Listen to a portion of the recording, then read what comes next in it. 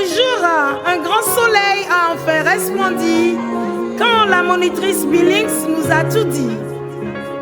La méthode de l'ovulation Billings est tellement naturelle et moi je me sens aussi bien plus belle. Une méthode qui peut être utilisée par toutes les femmes de la puberté à la ménopause. Une efficacité de conception naturelle. La méthode de l'ovulation Billings évite les grossesses non désirées. Méthode Billings, méthode naturelle, une efficacité de conception naturelle. Méthode Billings, méthode naturelle, méthode Billings, une opportunité de rêve. Laissez-moi vous dire, mon mari et moi, on était impatients d'avoir un enfant. On n'y arrivait pas, c'est le désarroi. Viendrait-il à l'idée de quelqu'un qu'il y aurait des méthodes pour que les enfants apprennent à marcher et à parler? Bien sûr, on peut donner quelques conseils, faire quelques suggestions, surtout pour rassurer s'il y en a qui s'inquiètent. D'ailleurs, ce sont généralement les grands-mères qui le font. Ne t'inquiète pas, ma petite. Toi-même, tu n'as commencé à marcher qu'à 22 mois. Et après, tu t'es sacrément rattrapé. Vous me direz, à l'école, ce n'est pas pareil. Il y a les programmes. Il y a tout le monde à faire marcher en même temps. Il y a l'administration et les parents qui attendent des résultats. Il y a les passages dans les autres classes. Il y a les diplômes. C'est vrai, il y a tout ça. Curieux d'ailleurs que personne ne se demande pourquoi il y a tout ça, à surtout ne pas toucher. Je ne dirai pas une fois de plus que l'apprentissage de la parole est l'apprentissage le plus complexe qu'un petit humain ait à réaliser sans méthode. Le problème de l'école devrait donc être compris ainsi. Pourquoi se complique-t-on la vie, et surtout celle des enfants, en les mettant dans des conditions et une architecture de vie découpée en morceaux qui nécessitent une méthode pour arriver à des résultats imposés et programmés? Vous me direz que la méthode pour arriver à des résultats est bien ce qui a fait avancer l'humanité. Descartes avait la sienne. Puis Edgar Morin, la méthode de la méthode. Encore que l'on puisse dire que celle d'Edgar Morin conduit plutôt à une non-méthode de la complexité, alors que Descartes tentait plutôt de simplifier méthodologiquement la complexité. On parle d'ailleurs plutôt d'approche analytique pour le premier et systémique pour le second. Du mépris de nos maîtres. Je comprends rien du tout et je comprends rien. Je comprends rien du tout, je deviens flou. Je comprends rien du tout, mais je comprends rien de rien. Si je comprends rien, mais rien du tout, c'est qu'un loup. Je comprends rien, c'est tellement fou et je comprends rien, mais on s'en fout rien du tout. Rien du tout. J'entends le beau discours à la radio, à la télé. Je comprends rien. Les grandes patrouilles qui se gavent comme jamais, j'en ai assez. Vous me direz que l'agriculture a bien été conduite par des méthodes. Oui, mais ce n'est qu'à partir de l'ère industrielle qu'ont été introduites des méthodes scientifiques pour des productions de masse et uniformes. Vous savez ce à quoi elles ont conduit.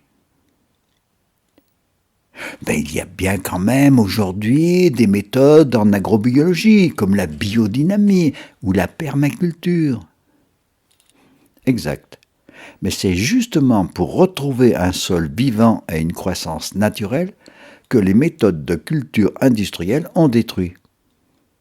En somme, une méthode pour retrouver le naturel qui, lui, ensuite, se passe de méthode, puisqu'il suffit alors de suivre les besoins des plantes que l'on veut cultiver et dont chacune se débrouille à sa façon et à son rythme. Voilà peut-être ce qui explique, au moins dans l'école, la recherche forcenée d'une méthode à appliquer à tous. Sans méthode, il faudrait suivre chacun dans sa façon de se construire. Pour les plantes, on dirait leur façon de pousser. Il faudrait répondre aux besoins différents de chaque apprenant. Il faudrait lui donner les conditions. Impossible dans une chaîne scolaire tayloriste. Avec une méthode, on se contente et on se satisfait d'être le maître. C'est aux autres de s'adapter à la méthode et au maître. Freinet ne voulait pas que l'on parle de méthode Freinet, mais de pédagogie et tout au plus de technique Freinet. Vous me direz encore que la pédagogie Freinet prône des méthodes naturelles, comme à une époque la méthode naturelle de lecture de Daniel de Keyser. Oui, mais la plupart des instituts Freinet exercent dans des classes face à des enfants du même âge, devant savoir lire au bout d'un an, situation pour le moins artificielle. Un des points essentiels des méthodes dites naturelles est de susciter l'envie, le plaisir, l'audace d'écrire-lire, de mathématiser, d'expérimenter, à tout un groupe qui n'en a a priori ni envie ni besoin, et dont la plupart n'en voient même pas d'autres le faire pour leurs besoins, leur plaisir. C'est le monoage comme la monoculture. J'oublierai jamais. C'est pas en montant des réseaux que tu vas décrocher. C'est pas la méthode, crois-moi j'ai essayé. Que vas-tu, que vas-tu, que vas-tu faire? Tu veux-tu me faire taire? Que vas-tu? Curieusement, lorsqu'on désigne une méthode pour la supplanter par une autre, il n'y a jamais d'évaluation de ce qu'ont produit les autres méthodes. La fameuse méthode globale de lecture n'aurait dû produire que des illettrés, là où elle aurait sévi. La période des maths modernes n'aurait dû produire que des illettrés mathématiques. Les méthodes miracles et simplistes devraient convenir à tout le monde et aucun illettré ne les aurait subies, etc. Les méthodes ne sont que des théories et toute théorie n'est plus valable lorsqu'un seul fait les dément. N'importe quelle méthode suppose un appreneur qui l'utilise et des apprenants qui s'y soumettent. Lorsque l'appreneur répond à une demande, une envie, un besoin d'un apprenant, d'un seul apprenant, sa méthode a relativement peu d'importance puisque c'est la relation qui importe et induit l'adaptation de la méthode à l'apprenant.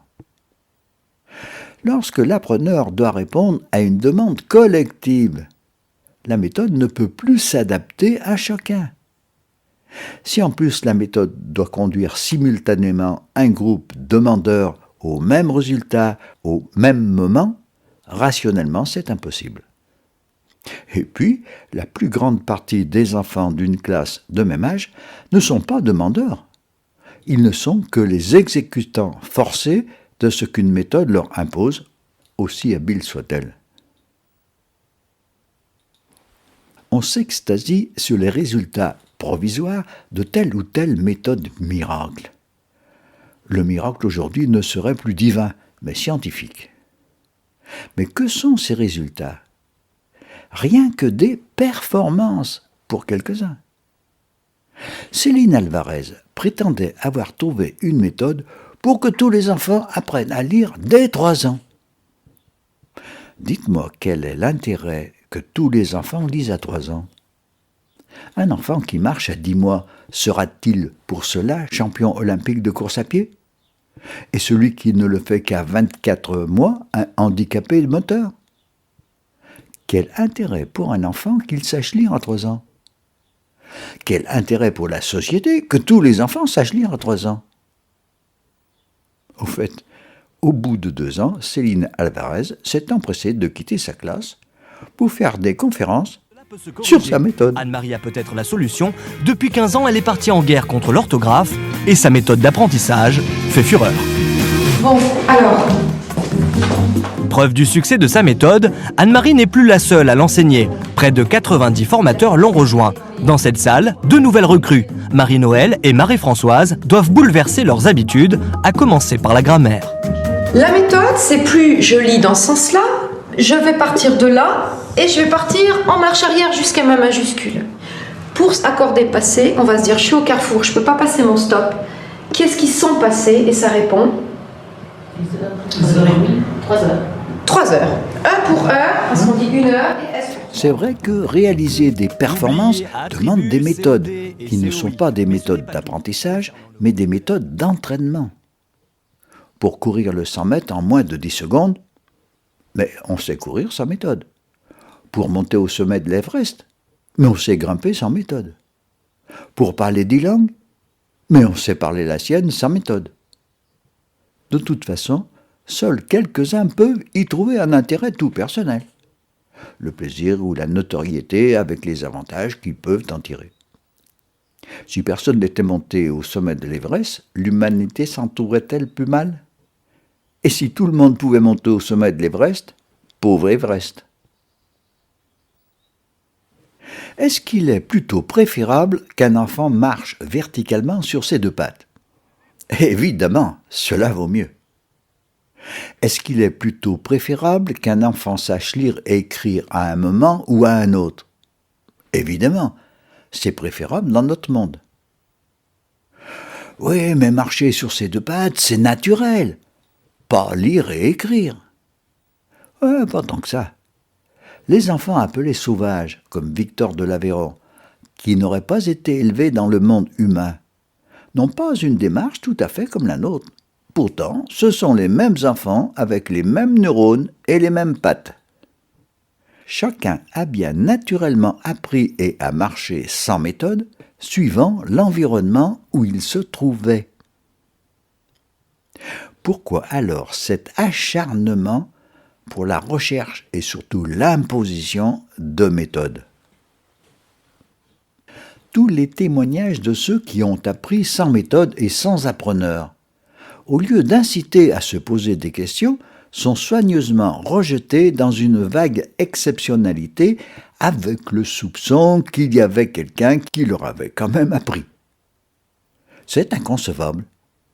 Ce serait admettre la formidable capacité ou les formidables pouvoirs que chacun aurait. Tiens, des pouvoirs qui ne seraient plus le monopole des maîtres?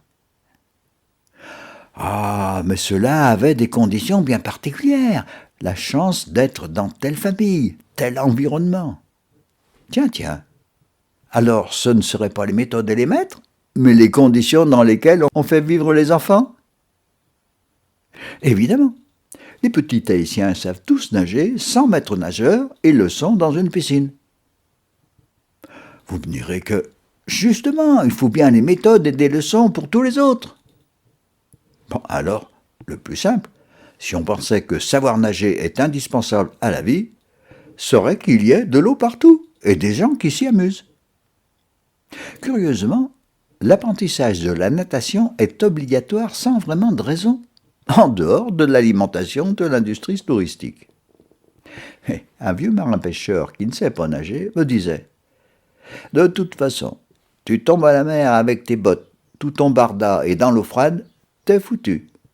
Ce qu'on doit apprendre, c'est comment ne pas tomber à la mer. » On dépense ainsi bien plus d'énergie et de moyens qu'il faut augmenter et renouveler sans cesse pour imposer une méthode plutôt que d'aménager des environnements qui provoqueraient librement et naturellement tous les apprentissages. La plupart des écoles sont des lieux aseptisés pour que seules les méthodes et leurs manuels les remplissent. Multiplie les doigts, baisser 2 fois 4, ça fait 8 et le tour réjoui. Retiens tes tables jusqu'à 5 et tu retrouveras les ordres. Tu vas voir, tout est plus simple quand tu connais la méthode. Pour multiplier de nombres supérieurs à 5, chacun d'entre eux va correspondre à une tête de main. Si le nombre dépasse 5, de 4 tu lèves 4 doigts. Si le dépasse de 3, t'en lèves 3. C'est ainsi qu'on va les représenter. Le nombre de doigts levés, c'est les dizaines du résultat. Multiplie les doigts baissés et t'auras les unités. Troisième et dernier couplet, troisième et dernier exemple, on va prendre aussi... Certes, il y a la peur que tous les enfants n'apprennent pas ce que l'on pense indispensable pour eux et pour la société. On est persuadé que si on ne les forçait pas à suivre tous ensemble une méthode, ils n'apprendraient pas d'eux-mêmes. Apprendre au forceps. Les appreneurs, ceux qui sont salariés pour cela, sont généralement demandeurs de méthodes qui les rassurent, qui décentreront leurs responsabilités. On peut accuser ou faire accuser les méthodes ou reprocher aux apprenants, obligés eux d'apprendre, de ne pas faire d'efforts suffisants pour suivre les méthodes. Et puis surtout, il ne faut pas qu'ils apprennent n'importe comment, parce que les promoteurs de méthodes savent comment les enfants apprennent, et surtout, ceux qui les imposent savent comment ils doivent apprendre tous, ensemble et de la même façon. C'est là que se situe l'arrière-plan de toutes les méthodes. Officiellement, c'est uniquement technique parce que des experts, soigneusement choisis, auraient précisé la meilleure méthode. Or, si on met en relation les variations des méthodes plus ou moins imposées depuis que l'école existe avec les variations des dirigeants politiques, on constate que les méthodes simplistes, par exemple B.A.B.A., et imposées le plus rigoureusement, l'ont été par des gouvernements de droite.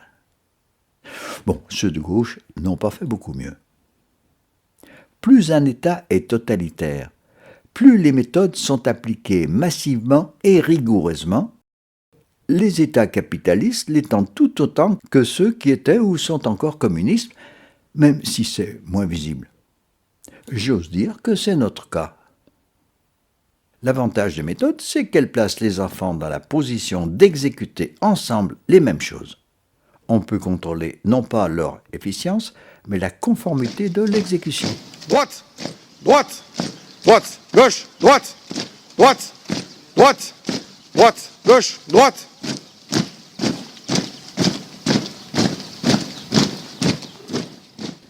On a beau constater que les pédagogies actives sont plus efficaces en termes d'apprentissage. Elles cassent l'exécution commune, rendent difficiles les progressions identiques et leur contrôle massif qu'on appelle, à tort, évaluation. Lorsque des gouvernements un peu plus progressistes essayent d'introduire quelques éléments des méthodes actives, c'est tellement méthodiquement encadré que c'est voué d'avance à l'échec et provoque la résistance de ceux qui n'ont plus une méthode rigoureuse à suivre, un mode d'emploi, un programme fixant les étapes d'une méthode. Les méthodes d'apprentissage similaires pour tous sont l'outil le plus efficace pour formater une population à la soumission. C'est toujours pour son bien. En faire émerger les plus formatés. Gommer les velléités de différence tout en faisant accepter les inégalités puisqu'elles seront dues aux performances moindres obtenues dans la méthode au moment indiqué par la méthode dont tous auront bénéficié à l'identique. Il est très curieux que de toute bonne foi, ce soit au nom de l'égalité que les tenants de l'école républicaine tiennent à ce que tous les enfants soient soumis au même régime. Est-il exagéré de dire que, suivant comme on nous aura tous appris à lire, on deviendra tel ou tel citoyen? Cela ne l'est pas. Si on précise, suivant comme on nous aura tous forcés à apprendre à lire de la même façon, au même moment où nous n'étions pas forcément demandeurs, pas forcément prêts à le faire. Apprendre consciemment ou non n'est pas un acte qui se situe à côté ou à part de l'activité générale de la vie. Dès leur naissance, les enfants apprennent en continu dans l'infinité d'interactions avec leur environnement, d'où l'importance de l'environnement. Leur construction psychologique, physiologique, cognitive, leur individuation, qui est la construction en un individu différent des autres, mais parmi les autres, leur autonomie. Tout cela n'est que la résultante d'une infinité d'apprentissages. Lorsqu'on leur impose n'importe quel apprentissage à réaliser de la même façon, tous et ensemble au même moment et hors de la vie courante, en agriculture on dirait cultiver hors sol, non seulement on empêche pendant ce laps de temps toute autre interaction, on inhibe tout autre mode opératoire, mais en plus on les habitue à ne prendre aucune initiative, à n'avoir aucune autonomie, à suivre ceux qui pensent pour eux, à se plier à ce qu'on leur dit de faire, à se soumettre ensuite au mieux formatés, nos dirigeants. Les méthodes d'apprentissage ne sont pas du tout neutres, et l'apprentissage en lui-même n'est pas leur finalité essentielle, bien que l'on prétende et qu'on le croit. Que la musique sort doucement, c'est QMV, c'est ce qu'il faut démontrer. C'est en mettant le doigt sur les trous, que ça remonte ou descend tout. C'est QMV, c'est ce qu'il faut démontrer. Il y a bien longtemps que l'on sait comment agir sur les neurones collectifs à l'insu des individus. On dénonce d'ailleurs les médias pour leur influence insidieuse. Mais on ne le fait pas pour les méthodes appliquées sur des ensembles d'individus en construction. Or, les méthodes sont bien aussi un pouvoir sur les neurones et les comportements. Michel Audin expliquait comment les méthodes d'accouchement admises et généralisées pour une société induisent tel type de société, en même temps d'ailleurs que ces dérives pour ceux qui ont mal vécu ce moment vital. Elles induisent les inhibitions ou les déclenchements hormonaux intimement mêlés aux fonctionnements neuronaux. Dans L'amour scientifié, aux éditions Myriadis, Michel Audin analysait ce qu'il appelait le stade primal, gestation, naissance, allaitement. L'école imposée avec ses méthodes imposées est le stade suivant. Il n'y a plus rien de naturel dans nos sociétés. On comprend pourquoi les pédagogies actives, beaucoup moins liées à une conduite méthodique et identique pour tous, n'ont jamais été généralisées malgré toutes les preuves qu'elles ont pu donner en termes d'apprentissage. Inutile de parler des écoles alternatives de troisième type. Elles donnent des boutons même aux militants pédagogiques les plus révolutionnaires. Toutes les méthodes d'apprentissage à l'école ont une idéologie en arrière-plan. Mais celle-ci n'est pas annoncée. Le drame, c'est qu'elle n'est même plus ressentie par une immense majorité. La victoire de toute idéologie, c'est lorsque plus personne ne l'aperçoit. Ne boit que du thé, l'Ouest est défendu par la Coca-Cola. Chaque alcool s'apprend à l'école, le monde entier est drogué, drogué, drogué. Idée, idée, idéo, idée, idée, idéologie. Pauvre, pauvre mot, dites-moi où non. Idée, idéo, se réfugie. La frayeur, c'est toujours ailleurs. Messieurs, la démocratie, c'est par ici. C'est pas faux.